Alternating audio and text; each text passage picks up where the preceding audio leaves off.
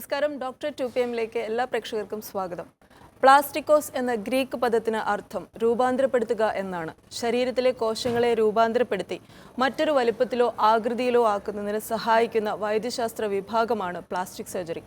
19-ാം നൂറ്റാണ്ടിൽ ഇംഗ്ലണ്ടിലാണ് പ്ലാസ്റ്റിക് സർജറിയുടെ ഉത്ഭവം. Plastic surgery എന്നാൽ കോസ്മെറ്റിക് സർജറി അഥവാ സൗന്ദര്യവർദ്ധക ശസ്ത്രക്രിയ എന്ന് മാത്രമാണ് ഒരു പൊതുധാരണ. പക്ഷേ അപകടങ്ങളിലൂടെ ഉണ്ടാകുന്ന പരിക്കുകൾ, അർബുദം, ജന്മന ഉണ്ടാകുന്ന വൈകല്യങ്ങൾ, തീപ്പൊള്ളൽ തുടങ്ങിയ അവസ്ഥകളിൽ രോഗിയുടെ ജീവനും അവയവങ്ങളും സംരക്ഷിക്കാൻ ഉന്നത പരിശീലനം നേടിയ ഡോക്ടർമാർ ചെയ്യുന്ന പുനർനിർമ്മാണ ശസ്ത്രക്രിയ ഉൾപ്പെടുന്ന വളരെ പ്രധാനപ്പെട്ട ചികിത്സാ വിഭാഗമാണ് പ്ലാസ്റ്റിക് സർജറി. പ്ലാസ്റ്റിക് സർജറിയുടെ സാധ്യതകളെക്കുറിച്ച് കൂടുതൽ അറിയാം ഇന്നത്തെ ഡോക്ടർ 2PM കൂടി. നമ്മളോടൊപ്പം ചേരുന്നത് തിരുവനന്തപുരം കോസ്മോപൊളിറ്റൻ ആശുപത്രിയിലെ പ്ലാസ്റ്റിക് സർജനായ ഡോക്ടർ ആശിഷ് ജോർജ് ഡാനിയലാണ്. ഡോക്ടർ, പ്രോഗ്രാമിലേക്ക് സ്വാഗതം. ഡോക്ടർ, ഇപ്പോൾ സൂചിപ്പിച്ച പോലെ പ്ലാസ്റ്റിക് സർജറി എന്നാൽ സൗന്ദര്യവർദ്ധക ശസ്ത്രക്രിയ മാത്രമാണ് എന്നൊരു വലിയ ധാരണയുണ്ട്. വിദേശ രാജ്യങ്ങളിലൊക്കെ സൗന്ദര്യവർദ്ധകമായി ബന്ധപ്പെട്ട കാര്യങ്ങൾക്കായി പ്ലാസ്റ്റിക് സർജറി ധാരാളമായി ഉപയോഗപ്പെടുത്തുന്നുമുണ്ട്. എന്താണ് നമ്മുടെ നാട്ടിലെ അവസ്ഥ? ഒന്ന് വിശദമാക്കാമോ? സാധാരണ ആൾക്കാരിൽ ഒരു തെറ്റായ ധാരണയാണ് ഈ പ്ലാസ്റ്റിക് സർജറി എന്ന് പറഞ്ഞാൽ കോസ്മെറ്റിക് സർജറി മാത്രമാണെന്ന്. ഈ പ്ലാസ്റ്റിക് സർജറിയുടെ മെയിനായിട്ട് നമുക്ക് രണ്ടായിട്ട് തിരിക്കാൻ പറ്റും. അതിൻ്റെ ഒരു ഭാഗം മാത്രമാണ് കോസ്മെറ്റിക് സർജറി. അതിൻ്റെ വേറെ ഒരു ഇമ്പോർട്ടൻ്റ് ആയിട്ടുള്ള ഘടകം എന്ന് പറഞ്ഞാൽ റീകൺസ്ട്രക്റ്റീവ് സർജറി എന്നുള്ളതാണ്. അപ്പോൾ റീകൺസ്ട്രക്റ്റീവ് സർജറി എന്ന് പറഞ്ഞാൽ നമ്മൾ ശരീരത്തിൻ്റെ ഏതെങ്കിലും ഭാഗങ്ങൾ, അവയവങ്ങളുടെ പ്രവർത്തനത്തിൽ എന്തെങ്കിലും കോട്ടം സംഭവിച്ചാൽ അതിനെ കറക്റ്റ് ചെയ്ത് അതിൻ്റെ നേരത്തെ പോലെ പ്രവർത്തന ഇത് നല്ല രീതിയിലാക്കി കൊണ്ടുവരുന്നതിനെയാണ് റീകൺസ്ട്രക്റ്റീവ് സർജറി എന്ന് പറയുന്നത്. പിന്നെ ഈ റീകൺസ്ട്രക്റ്റീവ് സർജറി എന്ന് പറഞ്ഞാൽ നമുക്ക് പലതരം ഇതിനുള്ള സർജറിക്ക് നമുക്ക് റീകൺസ്ട്രക്ഷൻ ഉണ്ട്. ഒന്നെന്ന് പറഞ്ഞാൽ ഇപ്പം ക്യാൻസർ റീകൺസ്ട്രക്ഷൻ സർജറി ഉണ്ട്. എന്ന് പറഞ്ഞാൽ അർബുദം വന്നിട്ട് നമ്മുടെ ശരീര അവയവങ്ങൾ അല്ലെങ്കിൽ ഏതെങ്കിലും ഭാഗം അർബുദത്തിൻ്റെ ചികിത്സയായിട്ട് സർജറി ചെയ്ത് നീക്കം ചെയ്താൽ നമ്മൾ അതിനെ റീകൺസ്ട്രക്ഷൻ ചെയ്യും. സാധാരണ ഇപ്പോൾ ഇതുപോലെ ഇത് വായയുടെ ക്യാൻസർ അല്ലെങ്കിൽ ബ്രസ്റ്റിൻ്റെ ക്യാൻസർ അങ്ങനെ നീക്കം ചെയ്ത അവയവങ്ങൾ, ഇപ്പം നാക്കിൻ്റെ ഒരു ഭാഗം നമ്മൾ റിമൂവ് ചെയ്തു. അപ്പോൾ അതിനെയൊക്കെ നമ്മൾ വേറെ ശരീരത്തിൻ്റെ വേറെ ഭാഗത്തുനിന്ന് ദശ എടുത്ത് വെച്ചിട്ട് റീകൺസ്ട്രക്ഷൻ ചെയ്യും. പിന്നെ വേറെ റീകൺസ്ട്രക്ഷൻ സർജറി എന്ന് പറഞ്ഞാൽ ജന്മന ഉള്ള കുട്ടികൾക്കുണ്ടാകുന്ന അംഗവൈകല്യങ്ങൾ, ഇപ്പം മുച്ചുണ്ട്, അല്ലെങ്കിൽ ഇത് ക്ലെഫ്റ്റ് ലിപ്പ്, അല്ലെങ്കിൽ ക്ലെഫ്റ്റ് പാലറ്റ്, അല്ലെങ്കിൽ കയ്യിൽ വിരലുകൾ ഒട്ടിയിരിക്കുക, അല്ലെങ്കിൽ വിരലുടെ എണ്ണം കൂടുക, അല്ലെങ്കിൽ അതുപോലെ കൈയുടെയും കാലുകളുടെയും അംഗവൈകല്യങ്ങൾ, അങ്ങനത്തെ ഇതിന് വേണ്ടിയിട്ട് പീഡിയാട്രിക് പ്ലാസ്റ്റിക് സർജറി ഉണ്ട്. അത് ദാറ്റ് ഇസ് ഓൾസോ. ശരീരത്തിൻ്റെ എല്ലാ ഭാഗങ്ങളിലും പ്ലാസ്റ്റിക് സർജറി സാധ്യമാണോ സർ? ഇതിന് പ്രായം ഒരു ഘടകമാവാറുണ്ടോ? ഇല്ലില്ല. പ്ലാസ്റ്റിക് സർജറി എന്ന് പറയുന്നത് ഒരു ബ്രോഡ് സ്പെഷ്യാലിറ്റിയാണ്. എന്ന് പറഞ്ഞാൽ 3 മാസം അല്ലെങ്കിൽ ജനിച്ച് 3 മാസം മുതലുള്ള കുഞ്ഞു മുതൽ 100 വയസ്സുള്ള ആൾക്കാർ വരെ ആർക്ക് വേണമെങ്കിലും നമുക്ക് ആവശ്യം അനുസരിച്ച് പ്ലാസ്റ്റിക് സർജറി ചെയ്യാവുന്നതാണ്. ഡോക്ടർ സൂചിപ്പിച്ചു ശരീരത്തിലെ കോശങ്ങൾ മാറ്റിവെക്കുന്ന ശസ്ത്രക്രിയയാണ്. അപ്പോൾ നമ്മുടെ ശരീരത്തിൽ നിന്ന് തന്നെയാണോ എടുക്കുക, അതോ മറ്റൊരാളുടെ ശരീരത്തിൽ നിന്ന് കോശങ്ങൾ ഉപയോഗിക്കാറുണ്ടോ? നമ്മൾ സാധാരണ പ്ലാസ്റ്റിക് സർജറി എന്ന് പറഞ്ഞാൽ പേഷ്യൻറ്റിൻ്റെ സ്വന്തമായിട്ടുള്ള ദശ, തൊലി ദശ, അങ്ങനത്തെ അവയവങ്ങൾ ചെയ്തു വെക്കുന്നതാണ്. നമ്മൾ വേറൊരു ആളുടെ ഇതിൽ നിന്ന് ദശ എടുത്ത് വെക്കുന്നതിനെയാണ് ട്രാൻസ്പ്ലാന്റേഷൻ എന്ന് പറയുന്നത്.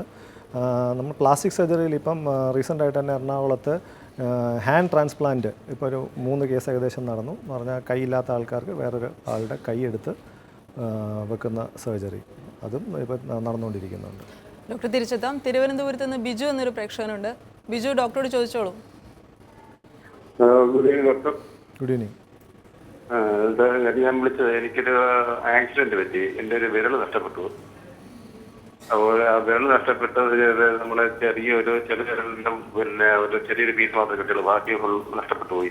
അപ്പോൾ അതെനിക്ക് ഇനി പ്ലാസ്റ്റിക് സർജറിയിലുള്ളത് റെഡിയാക്കാൻ പറ്റുമോ? അതായത് പഴയ നഷ്ടപ്പെട്ട പോയ എത്രയും ഭാഗം ക്ലിയർ ചെയ്യാൻ പറ്റുമോ എന്നുള്ളതാണ്. അതിപ്പോൾ നമ്മൾ നഷ്ടപ്പെട്ട നമ്മുടെ ആക്സിഡൻറ്റ് ആ സമയത്ത് തന്നെ നമുക്ക് ബാക്കിയുള്ള അവയവം നമുക്ക് കിട്ടിയാൽ നമുക്കത് അപ്പം തന്നെ നമുക്ക്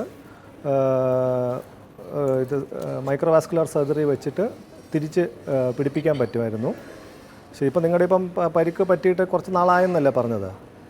കുറച്ച് മാസമായി, 2 മാസമായി. അല്ല, ഇപ്പോൾ നമുക്കിപ്പം അന്നേരത്തെ സ്ഥിതിയിലായിരുന്നെങ്കിൽ നമ്മുടെ ഇപ്പം ബാക്കിയുള്ള അവയവം നമുക്കുണ്ടായിരുന്നു, അതിന് ഡാമേജ് കൂടാതെ നമുക്ക് കിട്ടിയിരുന്നെങ്കിൽ നമുക്ക് മൈക്രോ സർജറി ഉപയോഗിച്ച് അത് തിരിച്ച് ഫിറ്റ് ചെയ്യാമായിരുന്നു.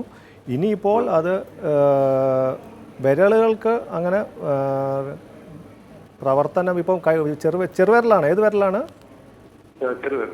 ചെറുവിരൽ കൊണ്ട് ഇപ്പം നമ്മുടെ കൈയുടെ പ്രവർത്തനത്തിൻ്റെ സാരമായി ബാധിക്കാത്തത് കൊണ്ട് നമ്മൾ അത് സാധാരണ എടുത്ത് അതിനുവേണ്ടി പ്ലാസ്റ്റിക് സർജറി നമ്മൾ സാധാരണ ചെയ്യാറില്ല. നമ്മളതിന് ഫിംഗർ പ്രോസ്തിസിസ് എന്ന് പറഞ്ഞ ഈ ആർട്ടിഫിഷ്യൽ ഫിംഗർ നമ്മൾ യൂസ് ചെയ്യാറുള്ളൂ.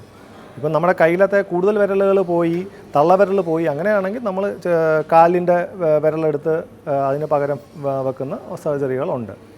ചെറുവിരലിന് വേണ്ടി നമ്മളങ്ങനെ സാധാരണ ചെയ്യാറില്ല. വിളിച്ചതിന് നന്ദി. ഡോക്ടർ ഇപ്പോൾ സൂചിപ്പിച്ച പോലെ അപകടങ്ങളൊക്കെ ഉണ്ടാകുമ്പോൾ ശരീരഭാഗങ്ങൾ അറ്റുപോയി കഴിഞ്ഞാൽ നമ്മൾ ആ വ്യക്തിയെ ആശുപത്രിയിലേക്ക് കൊണ്ടുപോകുമ്പോഴൊക്കെ എടുക്കേണ്ട മുൻകരുതലുകൾ എന്തൊക്കെയാണ്? ഈ അറ്റുപോയ അവയവഭാഗങ്ങൾ ആശുപത്രിയിലേക്ക് എത്തിക്കുമ്പോഴും ശ്രദ്ധിക്കേണ്ട കാര്യങ്ങൾ എന്തൊക്കെയാണ്? നമ്മൾ ശ്രദ്ധിക്കേണ്ട ഏറ്റവും ആദ്യമുള്ള കാര്യം എന്ന് പറഞ്ഞാൽ പൂർണ്ണമായ ഭാഗം അറ്റില്ലെങ്കിൽ അതിനെ വിടിപ്പിക്കാൻ നോക്കരുത്. ഇപ്പോൾ നമ്മുടെ ഒരു വിരൽ മുക്കാൽ ഭാഗം അറ്റിരിക്കുക, ചെറിയൊരു കഷ്ണത്തിൽ ദശയിൽ തൂങ്ങിയിരിക്കുകയാണ്. അതിനെ ഒരിക്കലും പൂർണ്ണമായി കട്ട് ചെയ്ത് മാറ്റിക്കൊണ്ട് വരാൻ പാടില്ല. എന്ന് പറഞ്ഞാൽ ചിലപ്പോൾ ഈ ചെറിയ ഈ ദശയ്ക്കകത്തൂടെ അതിനോട്ടുള്ള രക്തോട്ടമൊക്കെ കിട്ടുന്നുണ്ടെങ്കിൽ നമുക്കത് പിന്നെ സർജറി ചെയ്യാൻ അത് ഹെൽപ്ഫുള്ളാണ്.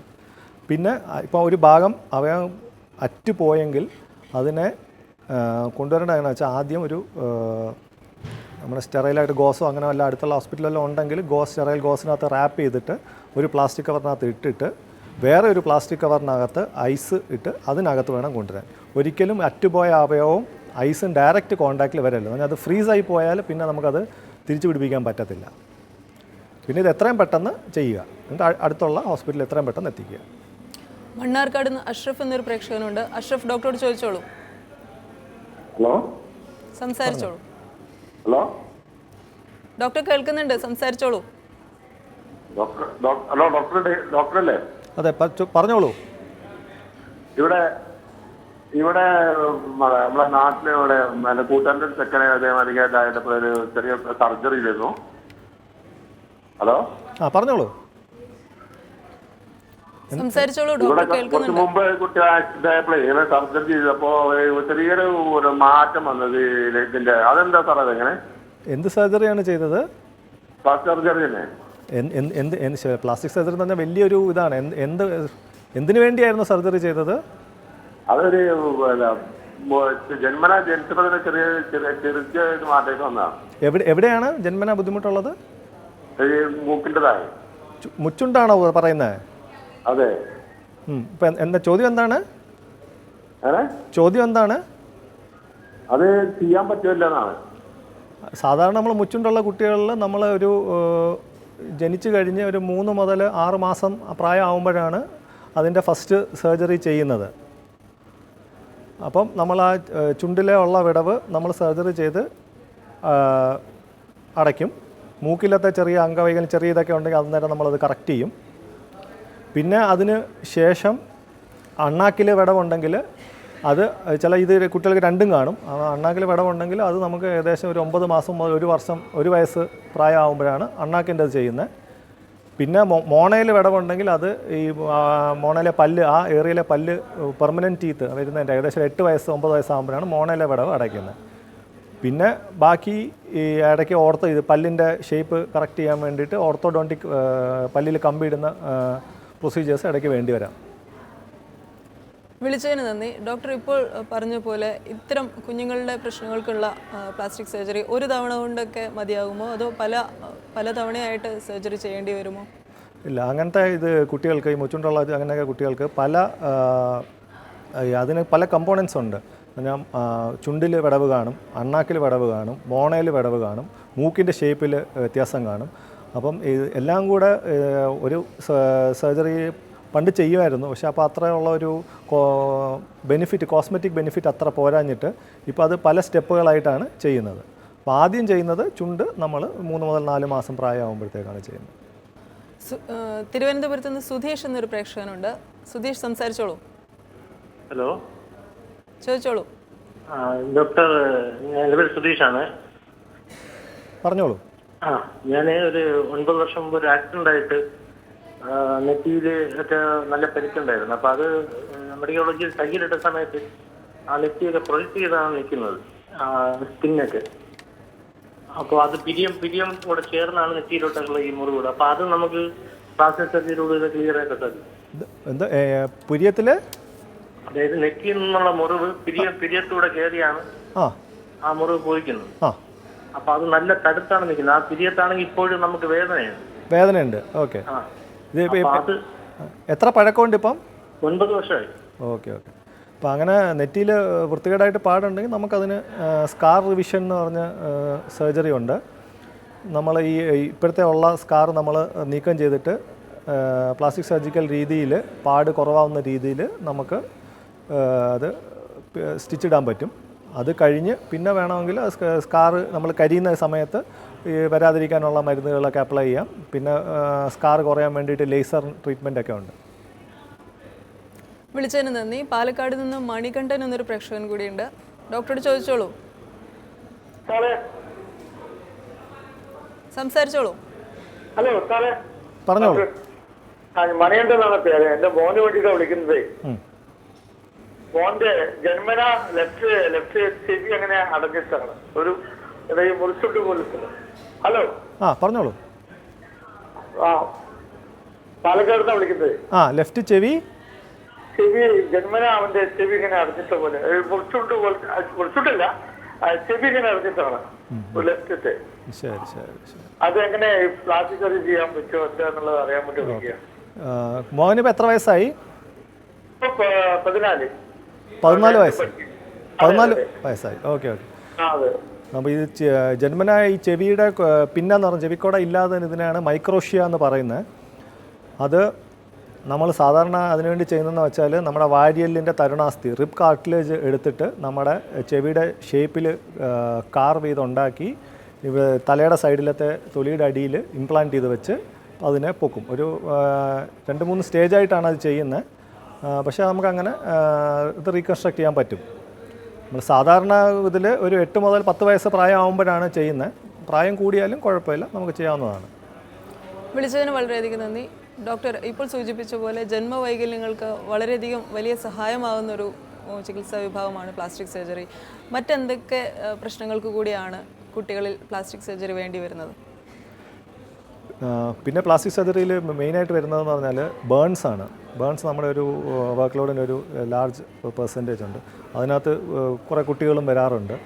അപ്പം അതിൻ്റെ ചെറിയ എന്താ പറയുന്നത്, ചൂടുവെള്ളം വീണ് ചെറിയ ഭാഗം പൊള്ളുന്ന മുതൽ ഈ വലിയ മണ്ണെണ്ണ സ്റ്റൗ പൊട്ടിത്തെറിച്ച് ഗ്യാസ് സ്റ്റൗ പൊട്ടിത്തെറിച്ച് ശരീരം മൊത്തം പൊള്ളി വരുന്ന ഒരു വൈഡ് റേഞ്ച് ഓഫ് കേസസ് ഉണ്ട്. അപ്പോൾ അതിനകത്ത് നമ്മൾ ഇനീഷ്യൽ ഈ തുടക്കത്തിൽ ആദ്യം പേഷ്യൻ്റ് വരുന്ന റെസിസ്റ്റേഷൻ മുതൽ ആൻറ്റിബയോട്ടിക്സ്, ഇൻഫെക്ഷൻ വരാതെ നോക്കുക, പിന്നെ ഇത് ഡാമേജായ ഡെഡായ സ്കിൻ റിമൂവ് ചെയ്ത് വേറെ സ്കിൻ ഗ്രാഫ്റ്റ്സ് വെക്കുക, വേറെ ദശ എടുത്ത് വെക്കണമെങ്കിൽ അങ്ങനെ ഫ്ലാപ്പ് സർജറീസ് ചെയ്യുക. എന്നിട്ട് പിന്നെ ഇതിൻ്റെ ഒരു പൊള്ളൽ പറ്റിയ ആളുടെ ഇതെല്ലാം കഴിഞ്ഞ് റീഹാബിലിറ്റേഷൻ വരെ ഒരു ഒരു ഒരു മൾട്ടിപ്പിൾ സ്റ്റെപ്സ് ഉള്ള ഒരു പ്രൊസീജിയറാണ്. വ്യക്തമാണ് ഡോക്ടർ. കൂടുതൽ വിശദാംശങ്ങളിലേക്ക് തിരിച്ചെത്താം. നമുക്ക് ഒരിടവേളയ്ക്ക് സമയമായിരിക്കുന്നു.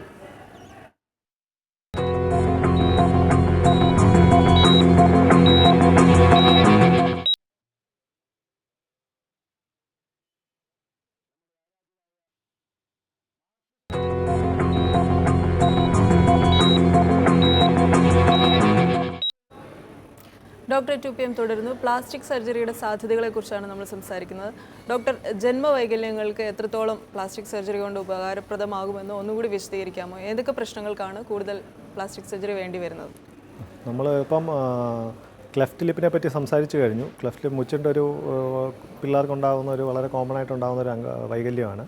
പിന്നെ ഉണ്ടാകുന്ന സാധ്യതകളെന്ന് പറഞ്ഞാൽ അണ്ണാക്കിൽ വിടവ്, ക്ലെഫ്റ്റ് പാലറ്റ്. അത് നമ്മൾ ജന്മന സാധാരണ കുട്ടികൾ തന്നെ ജനിക്കുമ്പോൾ തന്നെ അത് നമുക്ക് മനസ്സിലാക്കാൻ പറ്റും. അണ്ണാക്കിലൊരു വിടവ് കാണും. അപ്പോൾ അതുകൊണ്ടുള്ള മെയിൻ ബുദ്ധിമുട്ടെന്ന് പറഞ്ഞാൽ കുട്ടിക്ക് പാല് കുടിക്കാനൊരു ബുദ്ധിമുട്ട് കാണും. പിന്നെ ഭാവിയിൽ സംസാരിക്കാൻ ബുദ്ധിമുട്ട് വരാൻ സാധ്യതയുണ്ട്. ക്ലിയറായിട്ട് സംസാരിക്കാൻ പ്രശ്നം വരാം. വീണ്ടും ചെവിയിൽ ഇൻഫെക്ഷൻ വരാനുള്ള സാധ്യതയുണ്ട്. അപ്പോൾ അങ്ങനെയൊക്കെ ഉള്ളവർക്ക് ഈ ക്ലെഫ്റ്റ് പാലറ്റ് ഉള്ളവർക്ക് നമുക്ക് പാലറ്റോപ്ലാസ്റ്റി എന്ന് പറയുന്ന ഒരു സർജറിയാണ് നമ്മൾ ചെയ്യുന്നത്. രണ്ട് സൈഡിൽ നിന്നും പാലറ്റ് നടുക്കോട്ട് കൊണ്ടുവന്ന് വിടവ് നികത്തുന്ന ഒരു സർജറിയാണ്. അത് ഏത് പ്രായത്തിലാണ് സർ ചെയ്യുന്നത്? നമ്മൾ സാധാരണ കുട്ടിക്ക് ഒരു 9 മാസം മുതൽ 1 വയസ്സ് പ്രായത്തിൻ്റെ ഇടയ്ക്കാണ് നമ്മൾ ക്ലെഫ്റ്റ് പാലറ്റ് എന്ന് പറയുന്ന സർജറി ചെയ്യുന്നത്. കൊല്ലത്തുനിന്ന് മീന എന്നൊരു പ്രേക്ഷകയുണ്ട്. മീന, സംസാരിച്ചോളൂ. നമസ്കാരം. നമസ്കാരം.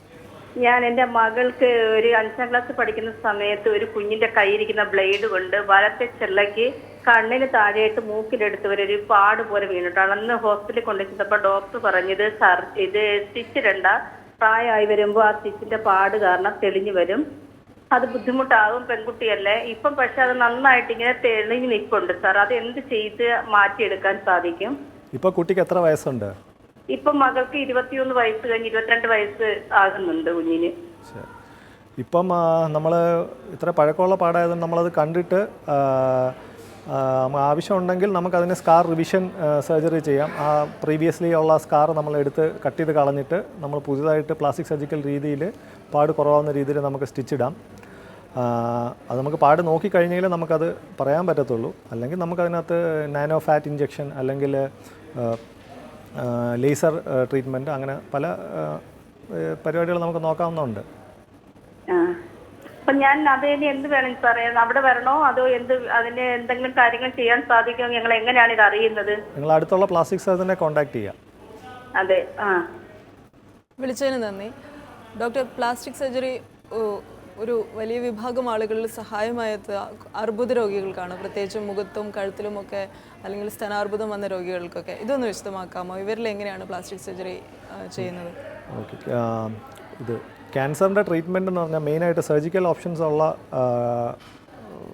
ക്യാൻസർ ആണെങ്കിൽ അതിൻ്റെ ട്രീറ്റ്മെൻറ്റ് എന്ന് പറഞ്ഞാൽ ക്യാൻസറും ഉള്ള ആ ദശ കുറച്ചും കൂടെ നമ്മളൊരു മാർജിനും കൂടെ ഇട്ട് ആ ഭാഗം നമ്മൾ റിമൂവ് ചെയ്യും. അപ്പോൾ നമ്മുടെ എയിം ഓഫ് ട്രീറ്റ്മെൻറ്റ് എന്ന് പറഞ്ഞാൽ ക്യാൻസറിനെ ക്യൂർ ചെയ്യുന്ന രീതിയിൽ ബാക്കി അംശങ്ങളൊന്നും ബാക്കി ശരീരത്തിൽ രക്ഷപ്പെടാതെ പൂർണ്ണമായി നീക്കം ചെയ്യുക എന്നുള്ളതാണ് അതിൻ്റെ ക്യാൻസർ സർജറിയുടെ മെയിൻ എയിം. അപ്പോൾ അത്രയും ദശ നമ്മൾ റിമൂവ് ചെയ്ത് കഴിയുമ്പോൾ നമ്മുടെ ശരീരത്തിൽ വലിയ ഒരു വിടവ് അല്ലെങ്കിൽ വൈകല്യം ഉണ്ടാകാനുള്ള സാധ്യതയുണ്ട്. അപ്പം നമ്മുടെ ഇതിൽ ഏറ്റവും കൂടുതൽ വരുന്നതെന്ന് പറഞ്ഞാൽ ഓറൽ ക്യാൻസേഴ്സ് വളരെ കോമൺ ആണ്. എസ്പെഷ്യലി ഈ സ്മോക്കിംഗ് അല്ലെങ്കിൽ ടൊബാക്കോ ഉള്ള യൂസ് ചെയ്യുന്ന ആൾക്കാരിൽ നാക്കിൻ്റെ അല്ലെങ്കിൽ വായയുടെ ക്യാൻസർ വരാൻ വളരെ കോമൺ ആയിട്ടുള്ളതാണ്. അപ്പോൾ അങ്ങനെ നമ്മൾ നാക്കിൻ്റെ ഒരു പകുതി ഭാഗം നമ്മൾ നീക്കം ചെയ്താൽ പിന്നെ നമ്മുടെ ഭാവിയിൽ സംസാരിക്കാനുള്ള ബുദ്ധിമുട്ട്, ഭക്ഷണം വിഴുങ്ങാനുള്ള ബുദ്ധിമുട്ടൊക്കെ ഉണ്ടാകാനുള്ള സാധ്യതയുണ്ട്. അപ്പോൾ നമ്മൾ ഈ നീക്കം ചെയ്ത ദശനെ റീപ്ലേസ് ചെയ്യാൻ വേണ്ടി നമ്മുടെ ശരീരത്തിൻ്റെ ഓരോ ഭാഗത്തു നിന്നുള്ള, ഇപ്പോൾ നമ്മൾ സാധാരണ റേഡിയൽ ഫോറാം ഫ്രീ ഫ്ലാപ്പ് എന്ന് പറയും, റിസ്റ്റിൽ നിന്നുള്ള ദശയും ബ്ലഡ് വെസലും കൂടെ എടുത്ത് നമ്മുടെ നാക്കിനെ അത് വെച്ചിട്ട് റീകൺസ്ട്രക്ട് ചെയ്യും. അപ്പം നാക്കിൻ്റെ പഴയ ഷേപ്പും സൈസും വരുന്നതുകൊണ്ട് ഈ സംസാരിക്കാനുള്ള ബുദ്ധിമുട്ടും ഭക്ഷണം വിഴുങ്ങാനുള്ള ബുദ്ധിമുട്ടും ഒക്കെ മാറും. പിന്നെ ചിലപ്പോൾ താടിയെല്ലിലോട്ട് വായയുടെ ക്യാൻസർ ബാധിച്ച് താടിയെല്ലിലോട്ട് ബാധിച്ചാൽ നമ്മൾ ആ താടിയെല്ല് നമുക്ക് റിമൂവ് ചെയ്യേണ്ടി വരും. അപ്പോൾ താടിയെല്ല് എന്ന് പറഞ്ഞാൽ നമ്മുടെ ഫേസിൻ്റെ ഷേപ്പിൻ്റെ ഒരു പ്രധാനപ്പെട്ട ഒരു ഭാഗമാണ് ഈ താടിയെല്ല്. അപ്പോൾ നമ്മൾ താടിയെല്ല് റിമൂവ് ചെയ്താൽ നമ്മൾ ഈ കാലിൻ്റെ നമ്മുടെ മുട്ടിന് താഴോട്ടുള്ള ഭാഗത്ത് 2 എല്ലുണ്ട്. മെയിനായിട്ടൊരു ടിബിയ എന്ന് പറയുന്ന എല്ലും അതിൻ്റെ സൈഡിൽ ചെറിയൊരു ഫിബുല എന്ന് പറയുന്നൊരു എല്ലുമുണ്ട്. അപ്പോൾ നമ്മൾ ഈ ഫിബുല എന്ന് പറയുന്ന എല്ല് അതിൻ്റെ ബ്ലഡ് വെസൽ ഉൾപ്പെടെ നമ്മളെടുത്ത് താടിയെല്ലിൻ്റെ ഷേപ്പിലാക്കി പ്ലേറ്റ് ചെയ്ത് ബ്ലഡ് വെസൽ ഇവിടുത്തെ കഴുത്തിലെ ബ്ലഡ് വെസലിലേക്ക് മൈക്രോവാസ്കുലർ സർജറി ഉപയോഗിച്ച് ഘടിപ്പിക്കും. അപ്പോൾ അതുകൊണ്ട് നമ്മൾ താടിയെല്ല് പോയെന്നുള്ളതിൻ്റെ ഒരു വൃത്തികേട് വരത്തില്ല. പിന്നെ അതിൻ്റെ പുറത്ത് നമ്മൾ പിന്നെ കൃത്രിമമായ പല്ല് ഒക്കെ ഇംപ്ലാന്റ്സ് വെച്ചിട്ട് ഭക്ഷണം കഴിക്കാനും ഒക്കെ നമുക്ക് ഇത് ചെയ്യാൻ പറ്റും. സ്തനാർബുദ രോഗികളാണെങ്കിലോ സർ? സ്തനാർബുദത്തിൽ ഇത് തന്നെ നമ്മൾ ഇപ്പോൾ പറയുന്നത് ക്യാൻസർ വേണ്ടി നമ്മൾ മെയിനായിട്ട് ചെയ്യുന്നത് മാസ്റ്റെക്ടമി എന്നാണ്. പറഞ്ഞാൽ ആ ബ്രസ്റ്റ് ക്യാൻസർ ഉള്ള ആ ബ്രസ്റ്റ് നമ്മൾ പൂർണ്ണമായിട്ട് നീക്കം ചെയ്യും. അപ്പോൾ അതിന് നമ്മൾ ശരീരത്തിലെ ദശ എടുത്ത് ഒന്നെങ്കിലും നമ്മൾ അടിവയറ്റിൽ ദശ എടുത്തിട്ട് അത് റീകൺസ്ട്രക്ട് ചെയ്യാൻ പറ്റും. അതല്ല അല്ലെങ്കിൽ നമുക്കിപ്പോൾ സിലിക്കോൺ ഇംപ്ലാന്റ്സ് വെച്ചും ഇത് അതിൻ്റെ ആ വരുന്ന ബ്രസ്റ്റിൻ്റെ ഡിഫക്റ്റ് നമുക്ക് കറക്റ്റ് ചെയ്യാൻ പറ്റും. ഡോക്ടർ, കൂടുതൽ വിശദാംശങ്ങളിലേക്കും പ്രേക്ഷകരുടെ കോളുകളിലേക്കും തിരിച്ചെത്താം ഒരിടവേളയ്ക്ക് ശേഷം.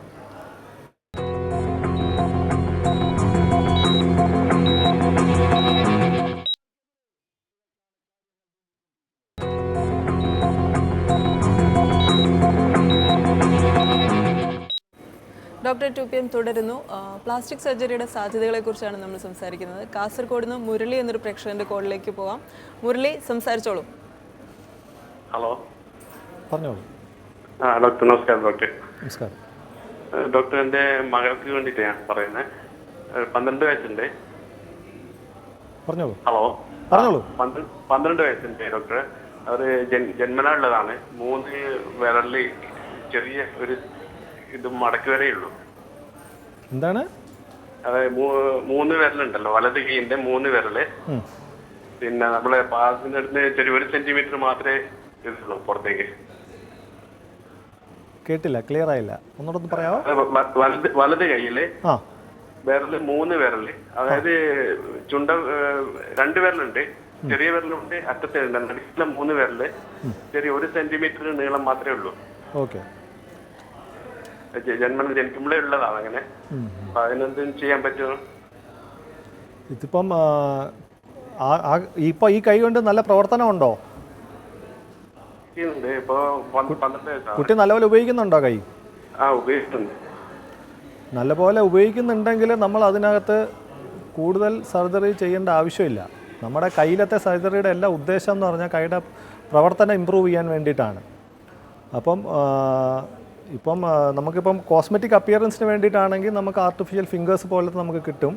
പക്ഷേ അങ്ങനത്തെയൊക്കെ ഉപയോഗിച്ചാലുള്ള പ്രശ്നം എന്ന് പറഞ്ഞാൽ നമ്മുടെ കൈയുടെ വിരലിൻ്റെ പുറത്തോട്ടിട്ട വിരലിൻ്റെ പ്രവർത്തനം കൂടെ നഷ്ടമാവാൻ, ഇത് ഇട്ട് കഴിഞ്ഞാൽ ഉപയോഗിക്കാൻ പറ്റത്തില്ല. അപ്പോൾ പിന്നെ നമുക്ക് കൈ കണ്ടു കഴിഞ്ഞാലേ നമുക്ക് അതിനെപ്പറ്റി കൂടുതലൊരു അഭിപ്രായം പറയാൻ പറ്റുള്ളൂ. വിളിച്ചതിന് വളരെയധികം നന്ദി ഡോക്ടർ. നമ്മുടെ സമയം അവസാനിക്കുകയാണ്. വലിയൊരു വിഷയമാണ്, കൂടുതൽ സംസാരിക്കാനുണ്ട്, എന്നാലും സമയക്കുറവ് മൂലം ഇപ്പോൾ അവസാനിക്കുകയാണ്. ഞങ്ങളോട് സഹകരിച്ചതിന് വളരെയധികം നന്ദി. ഡോക്ടർ 2 PM അവസാനിക്കുന്നു. നാളെ മറ്റൊരു വിഷയമായി വീണ്ടും കാണാം.